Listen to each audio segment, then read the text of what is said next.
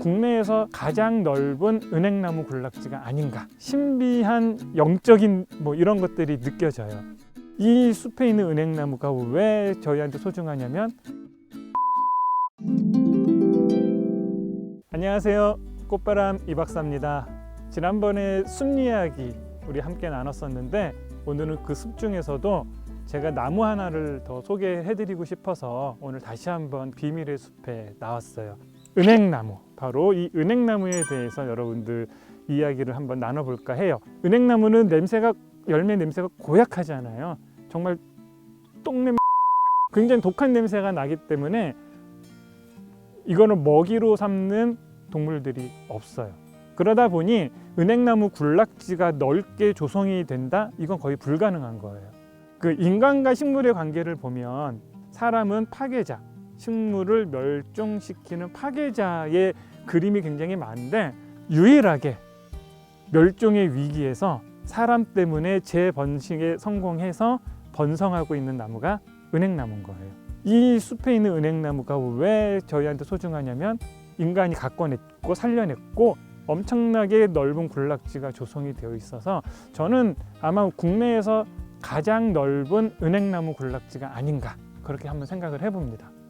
홍땡 지역이 국내 최대 규모라고 하던데요? 저희 가봤거든요. 가보셨어요? 네. 근데 진짜 이렇게 보면 다 보이던데.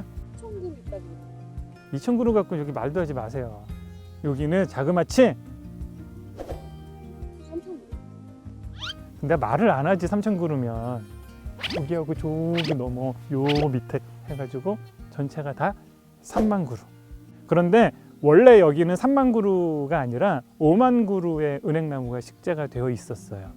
근데 너무 바짝 심겨져 있었던 거예요. 사람이 심다 보니까.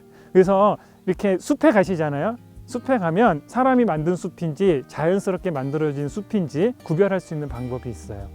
숲에 딱 들어가셔가지고 하늘을 딱 보잖아요. 나무와 나무 사이에 하늘 틈이 이렇게 보여요. 우리 이거 생태적인 용어로 캐노피 샤이니스라고 표현을 해요. 얘들이 살아남기 위해서 자기들끼리 영역을 그렇게 만들어낸 거예요. 사람이 심어놓은 데는 어린 나무를 심기 때문에 굉장히 바짝바짝 심어놔요. 그러다 보니 이게 이렇게 엉켜져 있는 거죠. 그래서 아직 자기들 영역이 형성이 되지 않은 거예요. 근데 여기도 5만 그루나 되는 나무를 심어놨는데 굉장히 바짝바짝 심어놨었던 거예요. 그러다 보니까 되게 건강하지 않은 상태로 나무들이 자라고 있었던 거예요. 그래서 한 2, 3년 동안 한 2만 그루 되는 나무들을 감벌을 합니다. 중간중간 사이에 나무들을 솎아줘서 사이를 벌려주고 이 나무들이 이제 부피 성장을 하면서 풍성하게 더 건강하게 자랄 수 있도록 만들어주는 거죠. 그래서 지금은 약 3만 그루 정도가 남아있는 거고, 그 규모만으로도 굉장히 어마어마한 경관을 연출해내고 있는 거죠.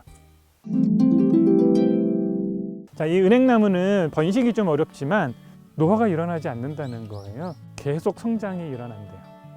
나이를 먹으면 보통 나무는 더 이상 성장이 일어나지 않고 멈추고 거기서 이제 끝나게 되는데, 1000살이 된 은행나무도 계속 부피 성장을 해가지고 자라나게 된대요. 얼어 죽거나 가뭄 때문에 말라 죽거나 벼락을 맞아 죽거나 이런 외부적인 환경 요인이 없으면 얘들은 계속 살 수 있는 나무. 나무가 한 1000살이 넘어가면요, 그냥 보기만 해도 뭔가 신비한 영적인 이런 것들이 느껴져요. 그래서 우리나라에서 가장 오래 산 나무는 용문사에 심겨놓은 은행나무가 바로 1100년 된 은행나무라고 해요. 그러다 보니까 이거에 얽혀져 있는 설화들도 되게 많이 있어요. 통일신라의 마지막 태자, 우리 마이태자라고 하는데, 용문사에다가 마이태자가 심어놓은 나무가 이 나무가 됐다라고 하는 설이 있고, 또 하나는 의상대사라고 하는 아주 그냥 거의 도사 같은 스님이 계셨는데, 그 스님이 지팡이를 딱 던져서 꽂혔는데 그게 자라서 그 나무가 됐다. 이제 그런 이야기를 갖고 있는 게 용문사의 1100년 된 은행나무. 지금도 계속 자라고 있대요.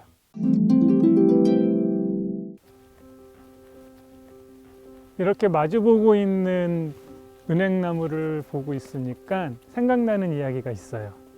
전등사라고 하는 사찰이 있어요. 그 사찰에 가면 은행나무 2그루가 딱 서 있습니다. 한 5, 600년 정도 된 굉장히 고목이 서 있는데, 이 은행나무의 얽힌 이야기가 있어요. 철종시대에 당시에는 숭유 억불 정책이다 그래가지고 불교를 탄압하던 시기였어요. 관아에서 이 전등사에 이 은행나무에 매년 이제 은행이 열려서 은행을 수확해서 세금으로 냈는데 한 10가마니 정도가 나오면 많이 나오는 거라고 해요. 근데 그해 갑자기 20가마니를 세금으로 내놓으라고 이야기를 한 거예요. 거기에 있었던 이제 동자승이 거기 이제 노스님을 찾아가서 스님 큰일 났습니다. 관아에서 나와가지고 은행을 20가마니를 내놓으라고 하는데 이건 도저히 만들 수가 없습니다. 괴롭습니다. 라고 했더니 백년사라고 하는 절에 계신 추성 스님을 모셔와라. 그분이라고 하면 이 문제를 해결해 주실 수 있을 거야 라고 했대요. 추성 스님을 모셔다가 이제 이야기를 드렸어요. 추성 스님이 내가 3일 동안 기도를 드리겠다. 그러면 이 문제는 해결이 될 거야. 그래서 사람들이 다 구경하러 온 거예요. 10가마니가 20가마니로 변하는 기적을 기대했겠죠. 그래서 이제 사람들이 곳곳에서 이제 구경을 하고 있었는데 그 중에는 관아에서 나왔던 관리들도 있었던 거예요. 그런데 정말 3일 동안 열심히 기도를 드리시고 난 그날 이상하게도 그 관리들이 눈이 퉁퉁 부어서 아무것도 보지 못하는 상황이 됐대요.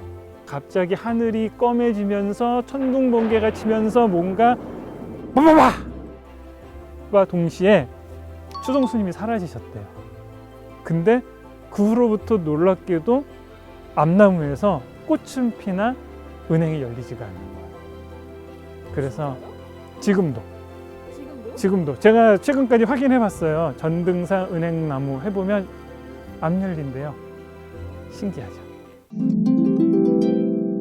사람을 통해서 생존하는 방법으로 택했던 되게 재미있는 나무입니다. 그래서 진짜 은행나무 냄새가 나기는 하지만 조금만 참으면 돼요. 한 2주 정도만 참고 안 밟으면 돼. 350일 동안 우리한테 이로움을 주는 이 은행나무 사랑하면서 같이 잘 지내봤으면 좋겠다라는 생각을 합니다. 지금까지 꽃바람 이 박사였습니다. 구독과 좋아요, 알림 설정 부탁드립니다.